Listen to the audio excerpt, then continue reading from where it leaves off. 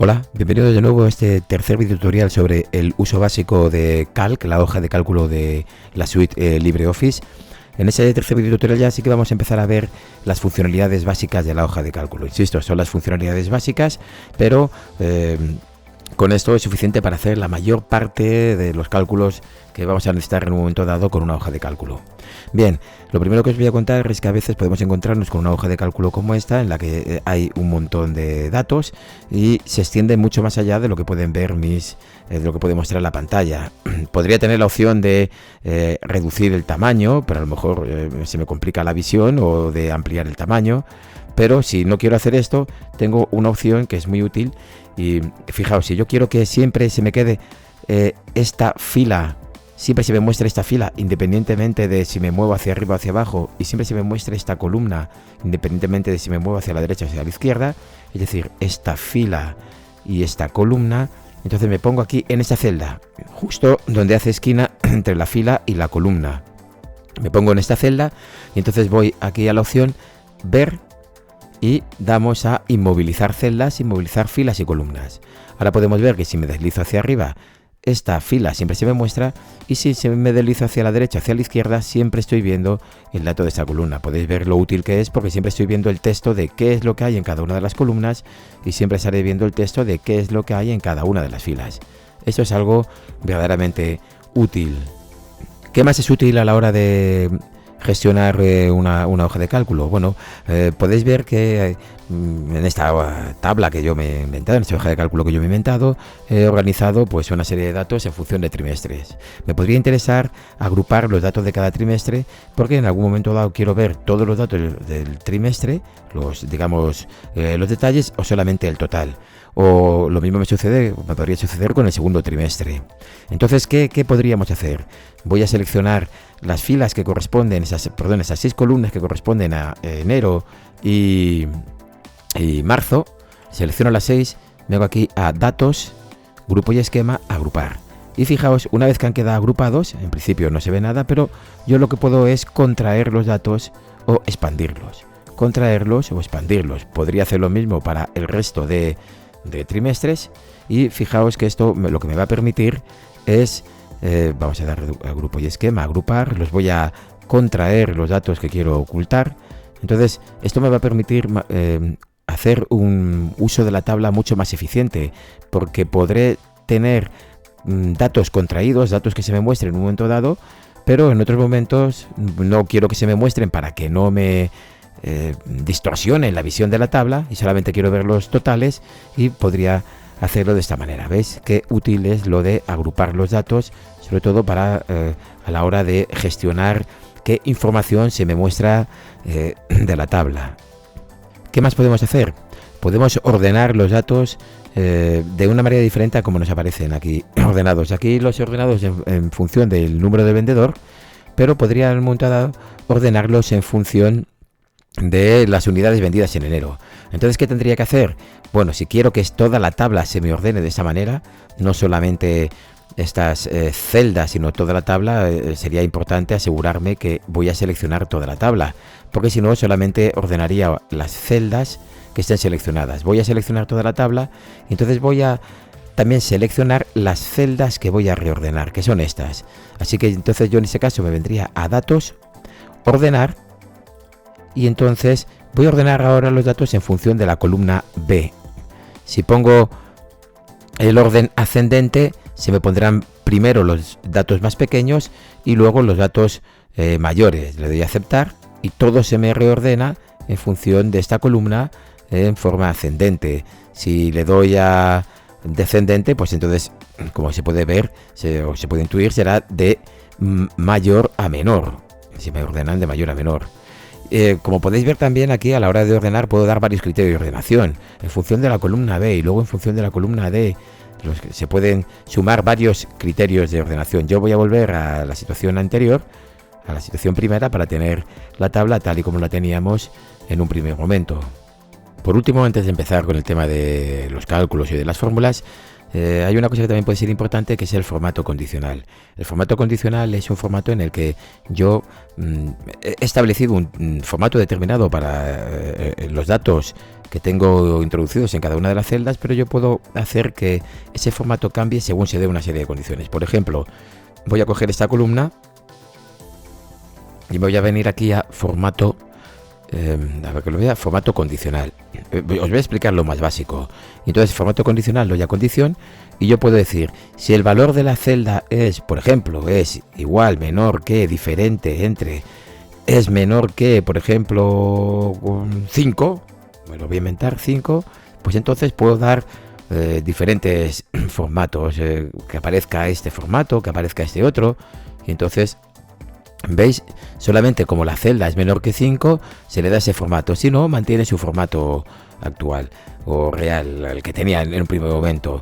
También podemos hacer, vamos a quitarle ese formato, también podemos hacer o crear nosotros nuestros propios formatos. Por ejemplo, aquí vienen algunos predeterminados, pero por ejemplo yo podría decir, a ver, si el valor de la celda, pues entonces, bueno, ya me lo ha cogido, vamos a aplicar un estilo nuevo y voy a inventarme, por ejemplo, un estilo que se llame rojo, y en ese estilo rojo lo único que quiero es que la letra aparezca en rojo y en negrita para que me avise de que hay algo que sucede. Le doy a aceptar, he creado el formato rojo y vuelvo a decir, si es menor que, pues yo que sé, menor que 6, me da lo mismo el dato. Si es menor que 6, pues entonces que se le aplique este formato que me he inventado yo, que es el formato rojo. ¿Veis? Aparece ahora los números que son menores que 6, aparecen en rojo, lo hace automáticamente. Si ese número, por ejemplo, en lugar de 6 fuera un 8, pues entonces ya no va a aparecer en rojo. Es un formato condicional, ¿lo veis? Le vamos a dar a deshacer para quitarle este formato, pero eso también es algo muy útil para que se os muestren números, se resalten valores cuando así lo necesitéis. Bueno, vamos ya con el tema que le da toda esa potencia a las hojas de cálculo, que es precisamente el realizar cálculos. Y con las hojas de cálculo podemos realizar cálculos directos. Para que en una celda se realice un cálculo, lo que es importante es que empiece con un igual. Tenemos que escribir un igual. Ya sabéis que podemos escribir directamente aquí en la celda o aquí arriba, y entonces nosotros escribimos directamente el igual. Vamos a buscar el igual, y yo puedo escribir igual a 5 el por es el asterisco, 5 por 7. Y si yo escribo igual a 5 por 7, me hace el cálculo, 35.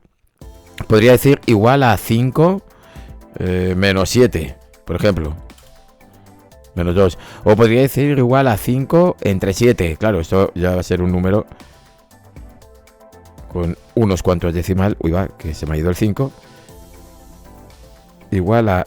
Bueno, vamos a poner otro número. A 6 entre 2. Vaya, espérate que me ha cogido el 7 todavía. Igual a 6 entre 2. Y me hace el cálculo. Y puedo sumar varios números. Pero claro, esto en realidad, pues esto te lo hace una calculadora. Para eso no utilizas una hoja de cálculo. Aquí, ¿cuál es la cuestión fuerte? Es que yo puedo sumar y restar y operar. Ya veremos que hay un montón de funciones matemáticas que se pueden hacer con los datos que hay en las celdas. Por ejemplo, yo podría sumar los datos de todas estas celdas. Y fijaos cómo podría ser. Yo podría hacer igual a... Os voy explicando poco a poco, ya veréis que esa no es la forma correcta de hacerla. Yo podría decir igual a, por ejemplo, esta. Y fijaos que lo que me coge es el dato de la celda. No me está cogiendo, perdón, lo que me coge es la referencia a la celda D3, no el dato. Más esta celda, más esta celda, más esta celda, más esta celda, y entonces me calcula, por ejemplo, voy a parar ya, me calcula la suma de todas las celdas. Si de repente este 5 no es un 5, fuera un 1, fijaos cómo en cuanto cambie el dato de esa celda va a cambiar el resultado. Doy a un 1 y cambia automáticamente el resultado. ¿Lo veis? Eso es una forma de operar. En ese caso lo que hemos utilizado es referencias que se llaman relativas, referencias relativas. ¿Y por qué se llaman relativas? Porque fijaos que esta celda de aquí me está sumando las 5 primeras celdas de estas 5 primeras filas, ¿verdad? De la D3, D4, D5, D6, D7. En la celda D23 estoy sumando la celda D3, D4, D5, D6 y D7. Pues fijaos lo que pasa. Si yo esta celda la copio y la pego, la voy a pegar aquí. Y le doy a pegar. Y fijaos qué ha pasado. Veo que no es lo mismo. Porque ahora que me está sumando, si esta, insisto, me sumaba las celdas que tenía arriba, yo la he movido 2 posiciones a la derecha y la fórmula me ha movido las celdas que sumo 2 posiciones también a la derecha. Esto es lo que se denomina un formato, o sea, una referencia relativa a las celdas. Cuando yo muevo la celda, se me mueven las posiciones. Fijaos qué pasaría si en lugar de sumarlo en la misma fila, empezar esta fórmula, en lugar de copiarlo en la fila 23, la copiara, voy a copiar, en la fila 24. Entonces, claro, como esta me está sumando desde la D3, no recuerdo bien, hasta la D7, de la D3 a la D7, yo la he bajado, esta otra la he bajado una fila y ya no me va a sumar de la D3 a la D7, me va a sumar de la F4 a la F8. Porque es una referencia relativa. El programa lo que entiende es que está sumando las celdas que quedan unas cuantas posiciones, unas cuantas celdas por encima de esta, en la misma fila, en la misma columna. Si yo muevo la fila o la columna de la fórmula, se me mueven todas las celdas a las que hace referencia la fórmula, se mueven exactamente igual. ¿Entendéis lo que es una referencia relativa? Espero que sí. En cambio, otra cosa, por ejemplo, es una referencia absoluta. Por ejemplo, voy a poner aquí un número, el 5. Y voy a escribir aquí una fórmula que sea, que haga referencia a este número. Por ejemplo, yo voy a decir que se sume todas estas, como yo quiero que vayan todas juntas, las voy a poner entre paréntesis.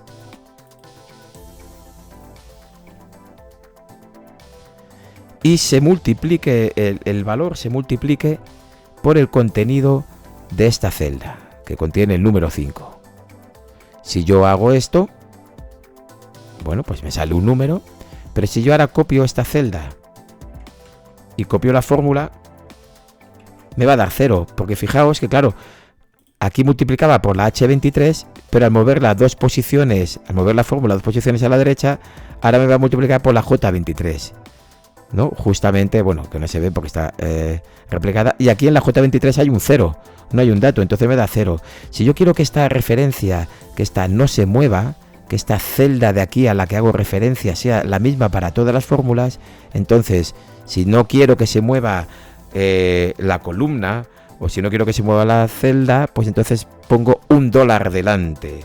Si pongo $1 delante, no se moverá la columna a la que hace referencia será siempre la misma, y si pongo también $1 delante en la fila, pues la fila a la que hace referencia será siempre la misma. Si yo hago esto, esta fórmula no va a cambiar, será 180, pero cuando la copie aquí, ya será 70, porque esta solamente ha movido, al copiar y pegar, solamente se han movido las de referencias relativas, pero las absolutas se han mantenido. ¿Lo veis? Incluso yo podría hacer referencia a datos que hay en otra hoja. Vamos a crear aquí una nueva hoja.